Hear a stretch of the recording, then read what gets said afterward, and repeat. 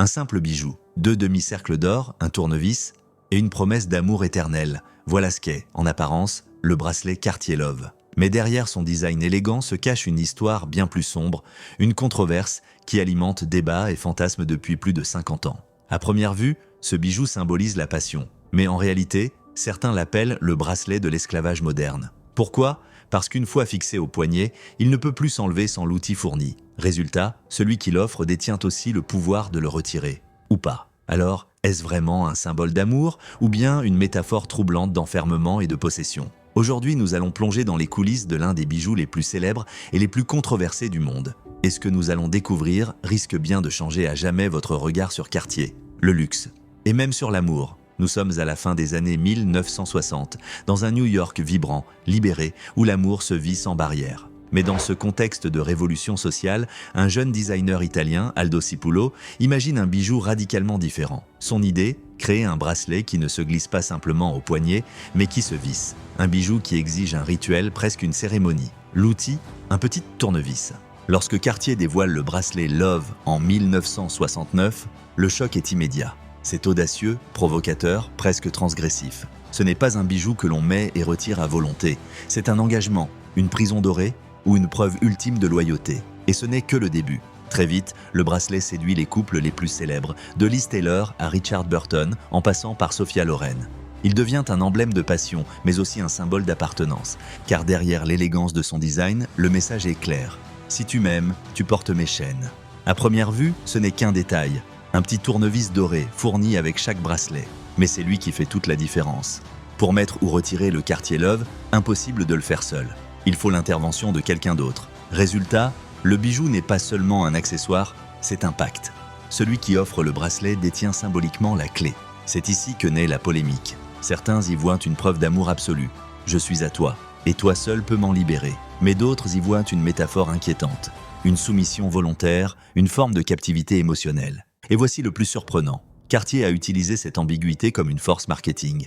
L'idée du bracelet prison a choqué, intrigué, fasciné. Mais elle a aussi boosté sa popularité. Aujourd'hui encore, cet accessoire divise. Est-il un symbole de romantisme ultime ou une métaphore du contrôle ? La vérité se situe peut-être entre les deux. Au lancement, le bracelet Love coûtait environ 250 $.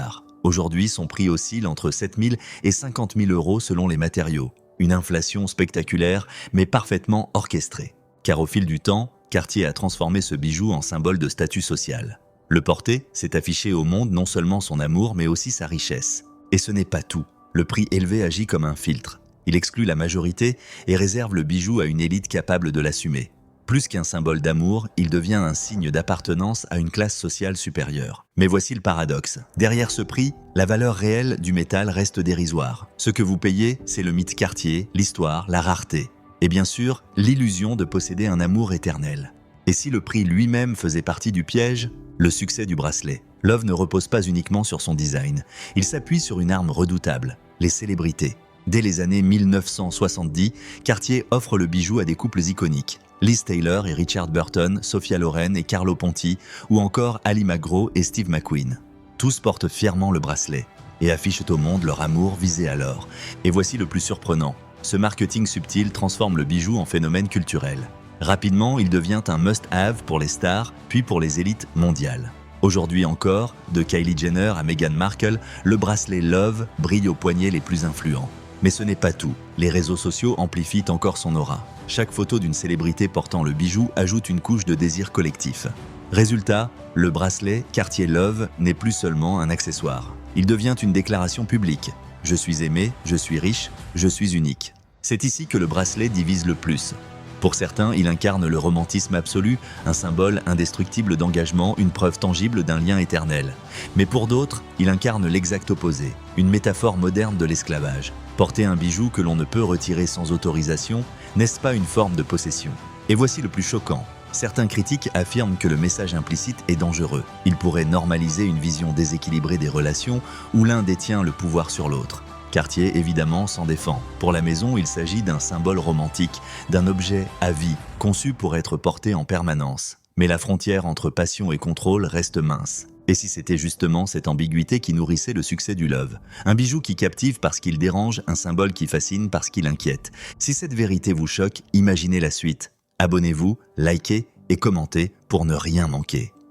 Au-delà de son design, le bracelet Love est une leçon de stratégie marketing. Cartier a transformé chaque élément en outil de désir. D'abord, la rareté. Le bijou n'est pas disponible partout, il se mérite. Ensuite, la mise en scène, vitrine minimaliste, boutique luxueuse, conseiller aux gants blancs. Chaque étape renforce l'impression d'exclusivité. Mais ce n'est pas tout. Cartier ne fait jamais de solde. Jamais. Le bracelet ne perd pas de valeur, il en gagne avec le temps. Résultat, il devient presque un investissement, un patrimoine émotionnel et financier. Enfin, la marque capitalise sur la dimension psychologique.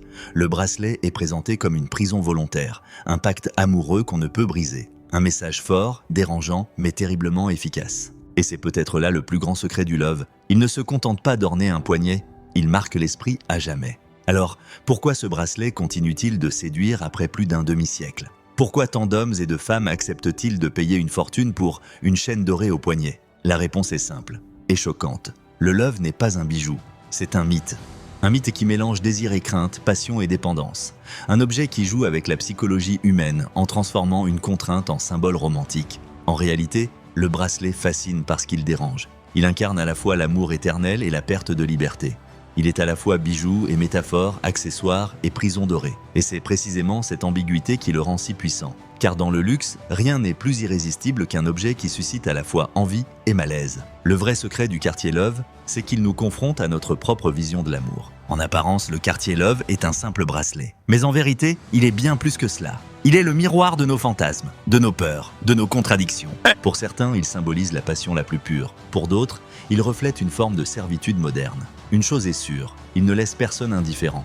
Et voilà pourquoi, 50 ans après sa création, il continue d'être l'un des bijoux les plus vendus, les plus désirés, les plus discutés. Parce qu'il ne se contente pas de décorer un poignet, il raconte une histoire. Alors, esclavage moderne ou preuve d'amour éternel?